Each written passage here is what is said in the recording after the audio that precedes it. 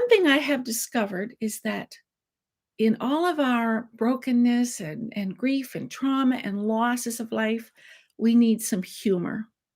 We have to learn to laugh at ourselves. And I've had many occasions where I could laugh at me. I have shared some of those with you. I'm going to share another one of those today. A little bit of encouragement by way of humor. A few years ago, I thought I would make a stew, just a good, hearty fall stew. It was about this time of year. And I thought, I'm going to make a beef stew. And I thought, I'll look in the fridge and see what I have to put together for this stew. And as I looked in the refrigerator, my eyes fell on a bag of onions that I had in the lower compartment.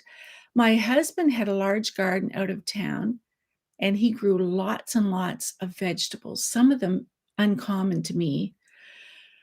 A few days earlier, he left a plastic grocery bag on the counter with some of these onions in them. So now that I scan the refrigerator to see what I can put in this stew, my eyes fall on this bag of onions. And I think to myself, I'll put them in the stew. That's what I'll do. So as I was peeling these onions, I think about how different they look, and I wonder what variety they could be. I continue to peel them, and because they are smaller than regular onions, I throw in a few extra. Hey, they're small. While setting the table and adding 2 places for our sons, I anticipate how scrumptious this big beef stew will be. It was a big stew as well. After enjoying dinner, I remark about how I had put those new onions in the stew and if anybody had noticed or if they had liked them. My husband asks, "What new onions?" I reply, "The ones in the plastic grocery bag that you left on the kitchen counter the other day." Not missing a beat, he says, "You didn't put my tulip bulbs in the stew, did you? I was looking all over for those." Well, I comment that maybe he should have left them in the kitchen, not left them on the kitchen counter, as I thought they were onions. Well, I argued, wouldn't anybody? Wouldn't anybody in their right mind think that something that was in a grocery bag on the kitchen counter that looked like onions was actually an onion? It made sense to me.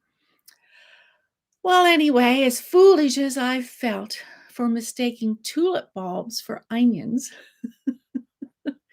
we all had a great laugh. Apparently, they weren't poisonous, as I recalled the neighborhood deer eating up the tulips and just thinking how scrumptious it was to go through the neighborhood and eat all those pretty little tulips and even the bulbs before they could get to be tulips. What a relief they weren't poisonous, because we didn't see dead deer in the neighborhood. It was a good thing he didn't leave poisonous flower bulbs on the kitchen counter. I would have been arrested for taking out my entire family. But wait, I wouldn't have been here either. We joked about what color of tulip we would be in the springtime and that we should all go out and stand in the flower bed just before it's time to bloom. That's a true story. And I have to own that story. My family has not forgotten that story. And can you blame them? I was often going to send it into Life's Like That at Reader's Digest, but I didn't. It's just been in the family. So here I am sharing it.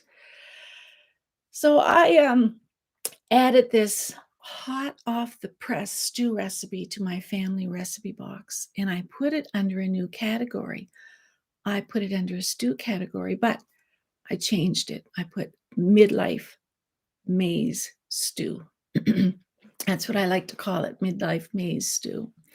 And thinking back, I like to blame the entire incident on a frightening state of midlife confusion with a perplexing side of brain fog. Oh boy, I think I still have a little bit of it this morning. I need another cup of coffee. I want to lead you to Proverbs 15:13. A glad heart makes a happy face. A broken heart crushes the spirit. We all know about the broken heart and how it can crush our spirit, but we want to have a happy heart. And sometimes just we have to look around at our own life and look at what's funny. And it can give us a happy countenance and a glad heart. to combat that brokenness sometimes we feel. So, again, catch up with you next week. Bye bye, my friends.